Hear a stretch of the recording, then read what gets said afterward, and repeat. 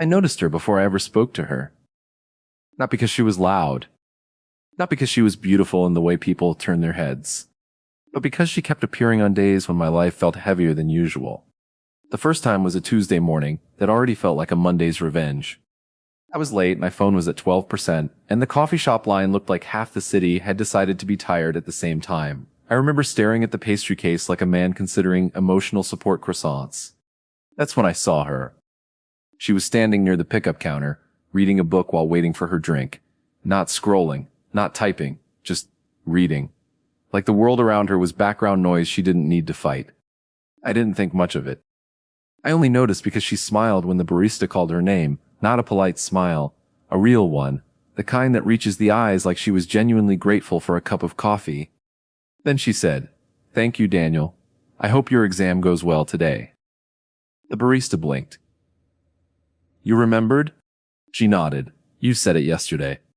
Daniel looked like someone had handed him a small, unexpected win. And I remember thinking, who remembers a barista's exam?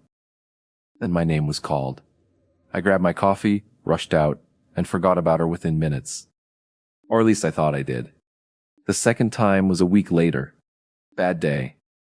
The kind where nothing dramatic happens, but everything feels slightly off. A client had rejected a project I'd worked on for weeks. My inbox was a quiet list of disappointments. I skipped lunch and decided to walk it off at the small park near my office. I sat on a bench staring at absolutely nothing, letting my brain complain in peace. And there she was. Same woman. Different book. She sat on the opposite end of the bench, leaving a respectful distance like people used to do before the world got loud. She didn't notice me. Or if she did, she pretended not to. A little boy ran past chasing pigeons and nearly dropped his juice. She caught it mid-fall and handed it back with a soft, careful, explorer. The kid grinned and ran off like she'd given him a medal. She went back to reading. No performance. No looking around to see if anyone noticed. I noticed. And for reasons I didn't examine, my bad day felt quieter. Not fixed. Just softer around the edges. I left first. I don't even know why. Maybe I didn't want to break whatever calm bubble existed around her. That night, I realized something strange. I remembered her. Not her face exactly, but the feeling around her. Like background music you don't hear clearly but somehow affects your mood. The third time, I actually laughed. Because coincidences are funny until they start feeling intentional. It was raining, the annoying kind that isn't dramatic enough for an umbrella but persistent enough to ruin your mood. I ducked into a small bookstore to wait it out. And there she was, sitting on the floor between two shelves, comparing two books like it was a serious life decision. She frowned slightly at one, smiled at the other. I caught myself wondering which one would win. She picked the smiling one. That felt right for some reason. When she stood, a bookmark slipped from her book and landed near my shoe. I picked it up automatically. It was simple, plain, with a tiny handwritten quote. "Notice the quiet things." I don't know why that line hit me, but it did. I stepped forward and held it out. "You dropped this." She looked up, surprised, then smiled, softer than I expected. "Thank you." Her voice was calm, warm, like she didn't rush words. For half a second, I thought I should say something else. A joke, a comment, something normal people say. Instead, I nodded like a socially acceptable robot. She tucked the bookmark back into her book and returned to browsing. And that was it. No movie moment. No sparks. No dramatic music. Still, as I stood there pretending to read the back of a novel I had no interest in, I had a thought that caught me off guard. Why do I keep seeing her? Not in a destiny way. More in a statistical curiosity way. Cities are big. Lives are separate. Yet there she was again, existing quietly in my orbit. The fourth time, I finally connected the pattern.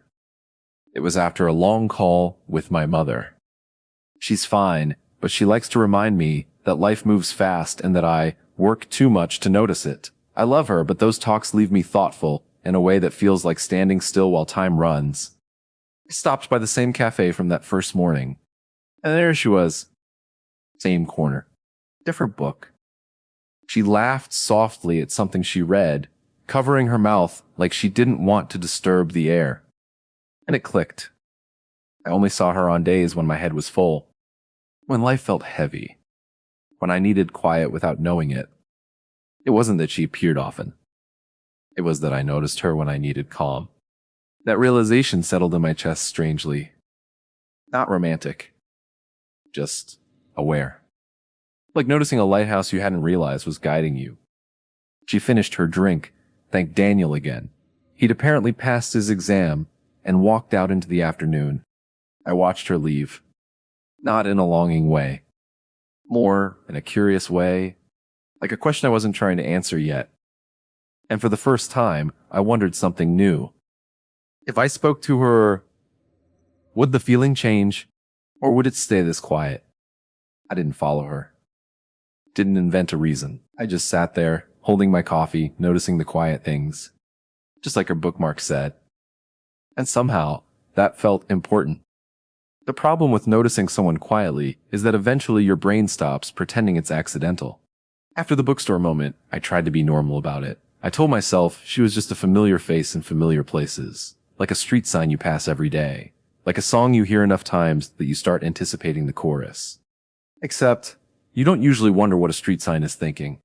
I did my best to avoid turning her into a story. I stayed busy. I worked late. I ate dinners that came in containers because I was apparently incapable of cooking anything that didn't involve microwaves and hope. And still I noticed her. Not constantly, not obsessively. Just in that strange, gentle way that feels like life tapping your shoulder. A glimpse of her sweater at the cafe counter. The back of her hair as she stepped out of the bookstore. A laugh that made people nearby glance over and smile too. And then one Friday, I almost lost the pattern. It was crowded late afternoon, rush of people, the city in that end-of-week mood where everyone moves fast, like they're chasing relief. I was leaving work when I saw her across the sidewalk. She was standing under an awning, checking her phone with a concerned expression. She looked different. Not dramatic, not broken. Just not calm. My feet slowed before my brain decided anything. And then, without looking up, she stepped off the curb, straight into the path of a cyclist coming fast. It happened in 2 seconds. The cyclist shouted. She froze, startled, and my body moved before my thoughts did. I grabbed her arm and pulled her gently back. The cyclist swerved, missed her by inches, and disappeared into the street with a frustrated, "Watch it." She stood there breathing hard, eyes wide. Then she looked at me like she was trying to understand what just happened. And suddenly I was not a distant observer anymore. I was involved. "Are you okay?" I asked. Her voice came out breathless. Yeah, I think so."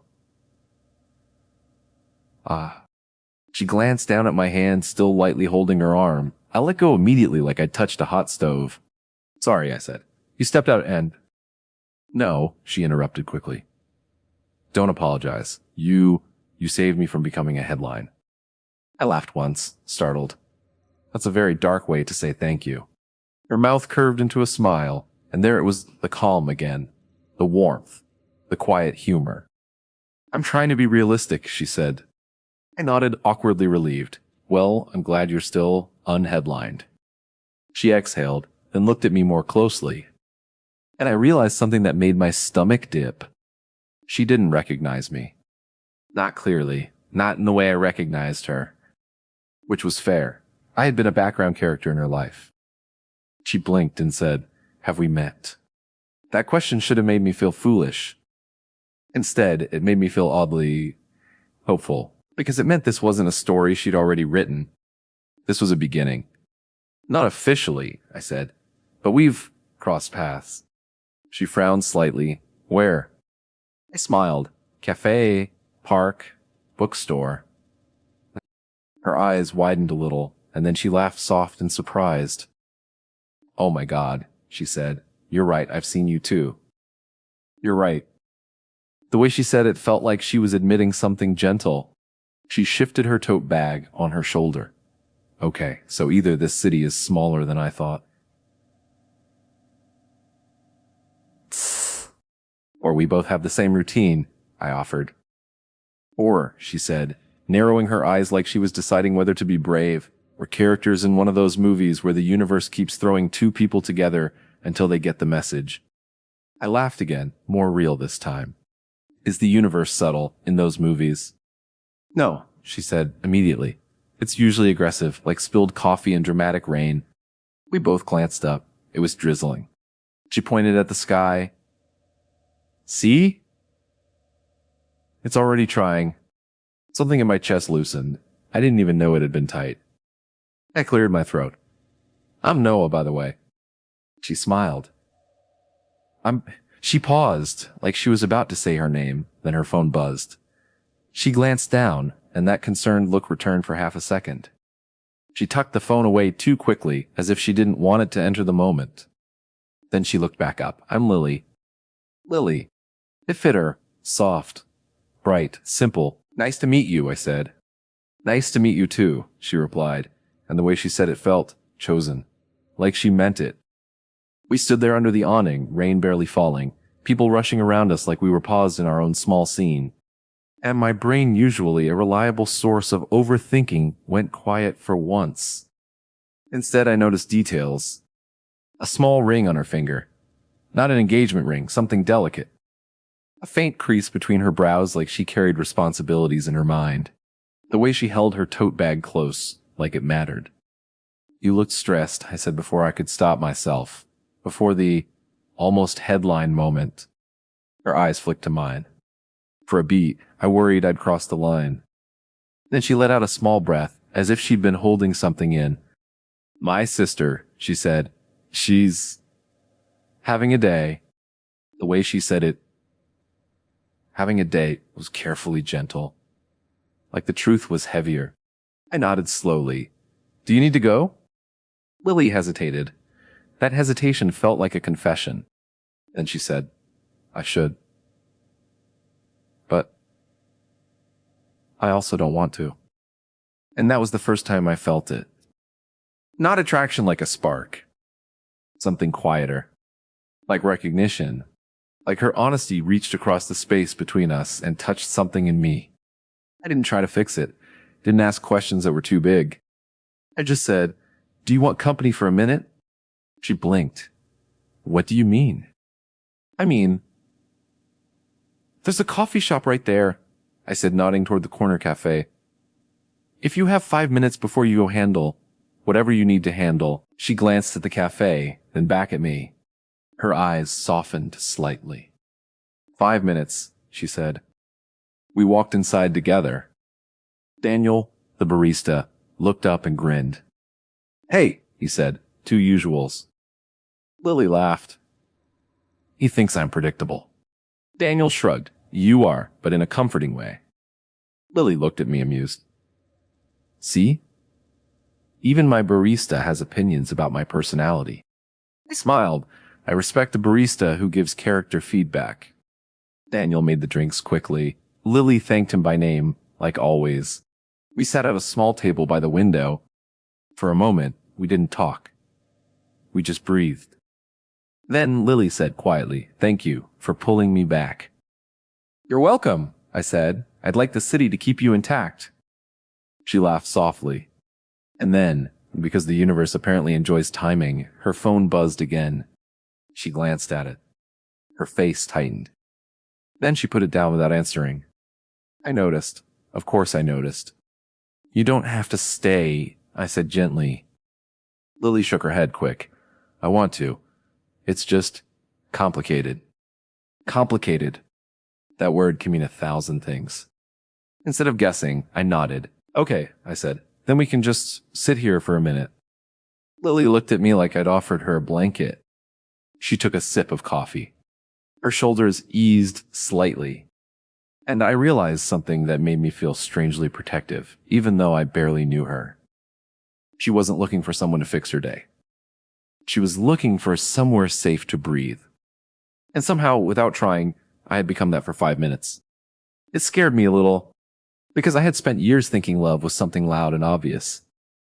But this felt quiet and real. And I hadn't even understood why yet. After that first 5 minutes, everything should return to normal. She should have left. I should have gone back to work, and the universe should have gone back to tossing coincidences at other people for a while. Instead, Lily looked at her phone one more time, then flipped it face down like she was putting a lid on a pot before it boiled over. "Okay," she said, forcing a small smile. "I really do have to go." I nodded, standing with her. Of course. Outside, the rain had stopped. The sidewalk was wet and shiny, reflecting the late afternoon, like the city was trying to look romantic on purpose. Lily adjusted her tote bag strap and looked at me like she was deciding something. And then she said, "This is going to sound weird." I smiled slightly. Given the almost headline situation, I think we're past normal. She laughed, and it was enough to relax her face. She began, then shook her head. "Thank you, not just for pulling me back, for not making me explain." I blinked, caught off guard by how honest that was. "It didn't feel like a moment that needed pressure," I said. Her eyes softened again. Then she surprised me. "Do you want my number?" she asked quickly, like she was afraid she'd talk herself out of it. My brain did a small, quiet backflip. I kept my voice calm. "Yeah, I'd like that." We swapped numbers right there on the sidewalk like it was the most normal thing in the world.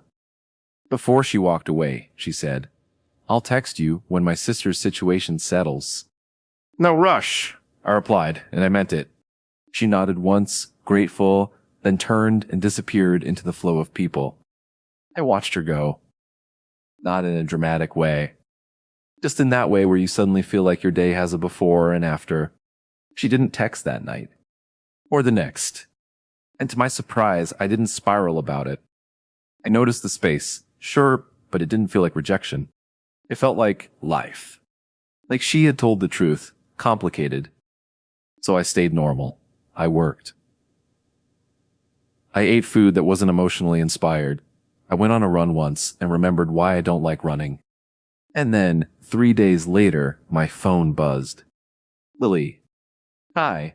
My sister is safe. I'm exhausted. Can I borrow your no explaining offer for coffee tomorrow?" I read it twice. Then once more, just because I liked how it sounded. I replied, "Yes. Same cafe? I owe you a non-headline celebration drink." She reacted with a laughing emoji. A laughing emoji shouldn't feel like hope. But it did. The next morning, I got there early. Not to be eager. To be punctual. Definitely that. I ordered 2 coffees, then panicked halfway through because I didn't know if she preferred oat milk or almond, or whatever doesn't taste like sadness. So I ordered mine and waited. She arrived 5 minutes later, hair slightly messy, hoodie zipped up, eyes tired. Still, when she saw me, her face softened like she'd stepped into a quieter room. "Hi," she said. "Hi," I replied. "How are you really?" She exhaled like the question was both gentle and heavy. "I'm okay," she said. "I'm just the kind of tired that lives behind your eyes." I nodded slowly. "I know that tired." Lily blinked at me, surprised. "You do?" she asked. I shrugged, honest. "More than I want to." We sat by the window again. The cafe was warm. The air smelled like cinnamon and something comforting. Lily took a sip of her coffee and closed her eyes for a second like she was letting herself land. "You're good at this," she murmured. "At what?" "Being quiet in a helpful way," she said, opening her eyes. "Most people hear complicated and try to solve it like a puzzle." I smiled faintly. "I'm bad at puzzles."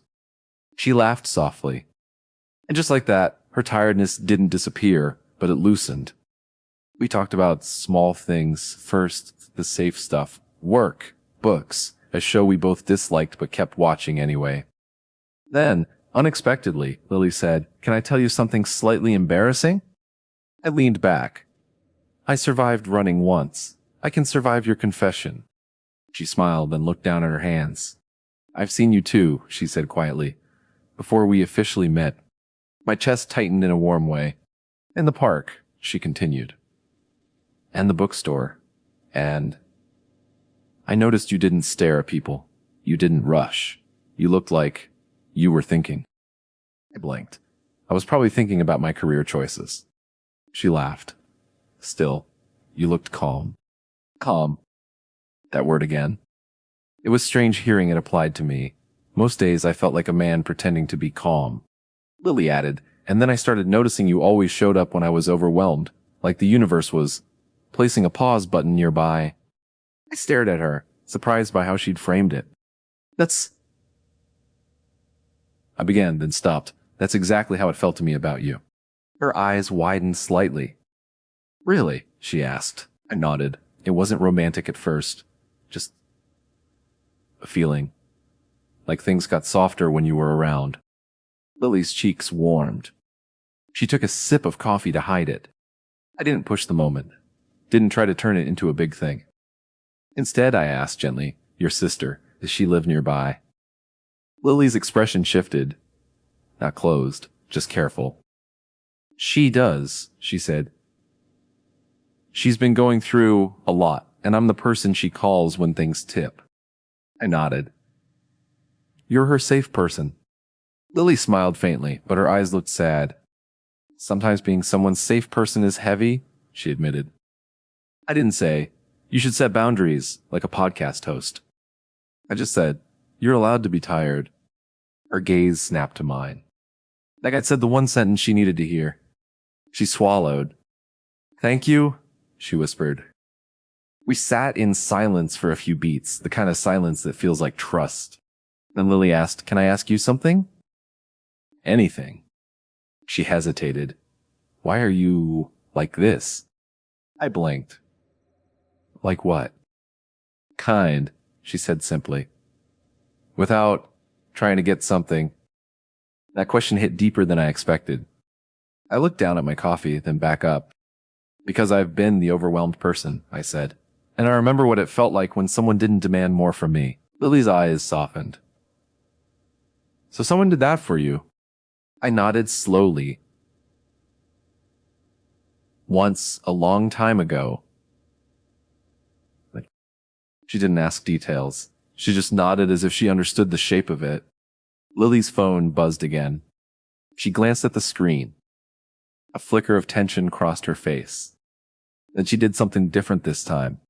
She didn't flip the phone down like she was burying it. She looked at me and said, It's my sister. I should answer. Go ahead, I said calm. Lily answered, voice gentle, reassuring. I heard only fragments. I'm here. Breathe. Slow down. Watching her, I realized something that made my chest ache. She was the kind of person who poured herself out for others. And she needed someone who didn't take more. Someone who added calm instead of asking for it. She ended the call, exhaling. Sorry, she said quickly. Don't apologize, I replied. You love her. Lily's eyes glistened slightly. She blinked it back. I do, she whispered. Then, unexpectedly, she smiled. And I'm glad you're here. My heart did something quiet and stupid in my chest. Me too, I admitted. We finished our coffees, and when it was time to leave, Lily stood with me outside.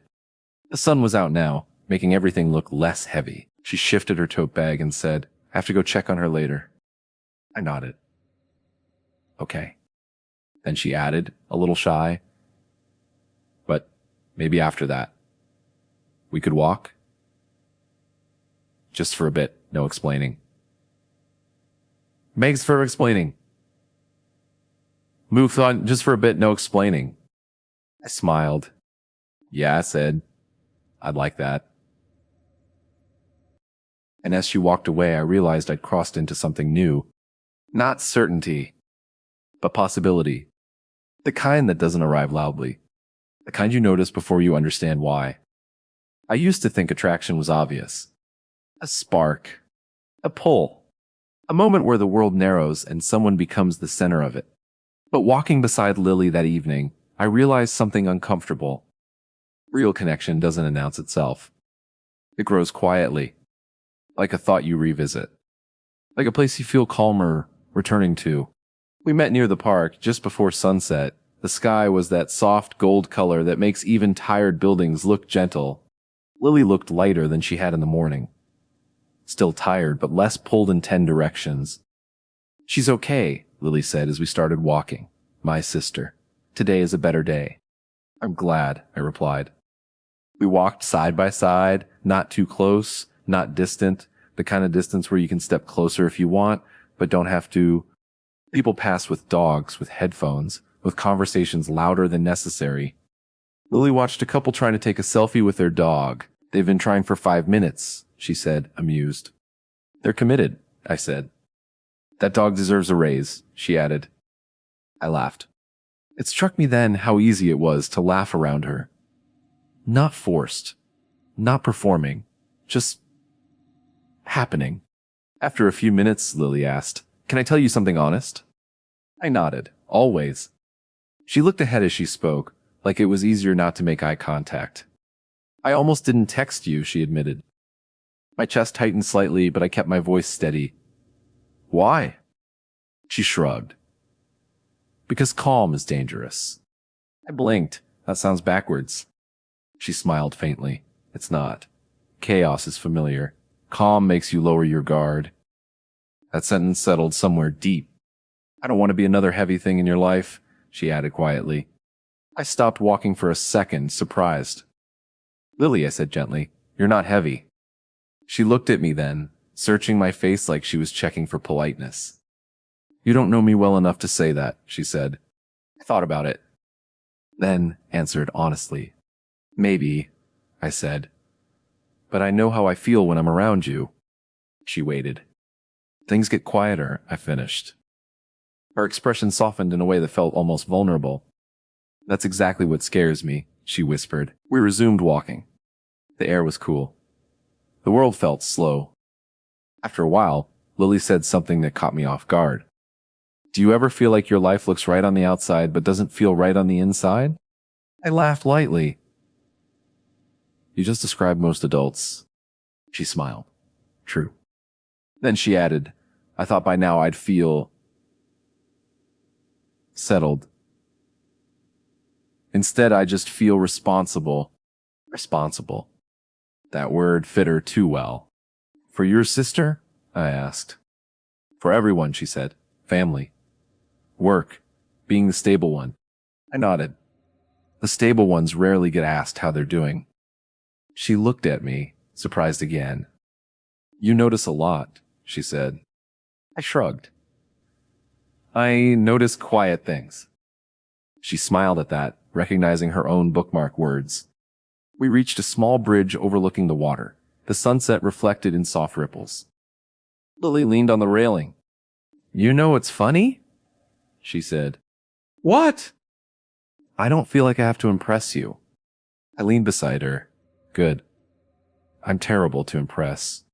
She laughed softly. As she said it so casually it almost slipped by. You feel safe. That word hit me harder than attractive ever could. I swallowed. I'm glad. Lily turned toward me slightly. You don't ask for pieces of me, she said. You just let me be here. I didn't have a clever response, so I told the truth. I like who you are when you're just here. Her gaze held mine for a beat longer than comfortable, but not in a bad way. In a real way. Then she looked away, almost shy. This is the part where people complicate things, she said. I'm not in a hurry to complicate, I replied. She nodded slowly, like that answer mattered. We stood there watching the water until the sky dimmed into evening. Eventually, Lily checked the time. I should go, she said. Morning comes early. Yeah, I said. We walked back toward the street. At the corner where we'd split, she hesitated. Not dramatically, just enough to show she was choosing her next words. I'm glad you noticed me, she said quietly. I smiled. I'm glad you kept appearing. She laughed softly. Then, without overthinking it, she reached out and squeezed my hand once. Light, warm, real. Good night, Noah. Good night, Lily. She walked away. I didn't watch her the whole time this time, because something had changed. She wasn't a coincidence anymore. She was someone in my life, even if the shape of that life was still forming. As I walked home, I realized something else. I wasn't waiting for a big moment. I was already appreciating the small ones. And for the first time in a long time, that felt like enough. After that evening on the bridge, Lily didn't become my whole world. And I think that's why she became important. We didn't text all day. We didn't send good morning messages like a routine. We didn't rush into definitions. We just kept finding each other. A coffee here. A walk there. A message that said, "Today was heavy, but I survived." And somehow, those small check-ins felt more real than grand gestures. One afternoon, about 2 weeks later, I had one of those days. Nothing dramatic happened, but everything felt off. Emails stacked. Deadlines shifted. My mother called to remind me that time moves fast and people should build a life, not just a career. Her words stayed with me longer than usual, so I did what my body had apparently learned to do on heavy days. I walked to the cafe. Not because I expected Lily, but because quiet had started to live there for me. I ordered my drink and sat by the window. And for the first time in weeks, she wasn't there, which was fine. Normal. Logical. Still, I noticed the absence. Not painfully, just honestly. I smiled at myself, because maybe the coincidence phase had done its job. Maybe now we were just two people living separate lives that sometimes touched. And that was okay. I opened my laptop, trying to focus. 5 minutes later, Daniel the barista called out, "Oat latch for Lily." My eyes lifted automatically. She stepped in from the door, slightly out of breath like she'd walked fast. She spotted the cup, then spotted me. Her face changed. Not surprise. Recognition. Like finding a bookmark in the exact page you needed. She walked over. "You're here," she said, smiling. "I am," I replied. "You're late?" She laughed. "I know. I almost didn't come." That caught my attention. "Why?" She hesitated, then said honestly, "Because today felt heavy, and I didn't want to bring that into a place I like." I nodded slowly. "That makes sense." Then she asked, "Why are you here?" I could have given a polite answer. Instead, I said, "Because today felt heavy, and this place has been kind to me." Her eyes softened in that familiar way. She sat down across from me, without asking like it was already understood. For a minute, we just drank our coffee. No fixing. No performing. Just breathing. Then Lily said quietly, "I think people underestimate how much it matters to feel calm around someone." I looked at her. I don't underestimate it anymore. She smiled faintly. Then she said something that felt like a small confession. "I used to think love had to feel intense to be real." I nodded. "Me too." She traced the rim of her cup thoughtfully. "But intensity is loud," she said. "Calm stays." That line stayed with me. Probably will for a long time. As the afternoon light shifted, Lily looked at me like she was making a decision. "Can I tell you something without it becoming a big moment?" she asked. I smiled. "Those are the best kinds." She took a breath. "I like spending time with you," she said, "because I don't feel like I have to be the strong one every second." There was no drama in her voice. Just truth. My chest warmed. "I like spending time with you," I replied, "because you remind me to notice my life while I'm living it." She looked down, smiling softly. No fireworks. No declarations. Just two people being honest in a quiet cafe. We left together and stepped into the evening. At the corner where we'd normally split, Lily didn't move right away. She looked at me and asked, "Do you believe in timing?" I thought about it, then answered carefully, "I think timing is just life lining up two people who are ready to notice each other."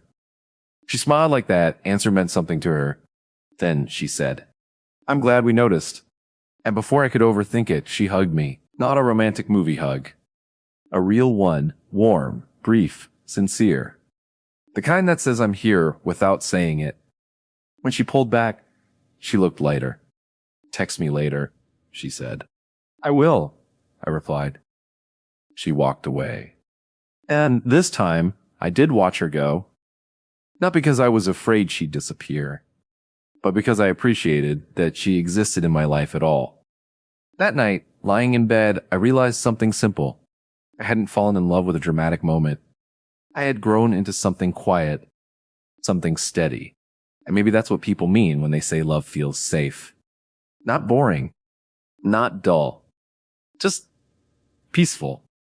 If you ask me now, when I first noticed Lily, I could say the cafe, or the park, or the bookstore.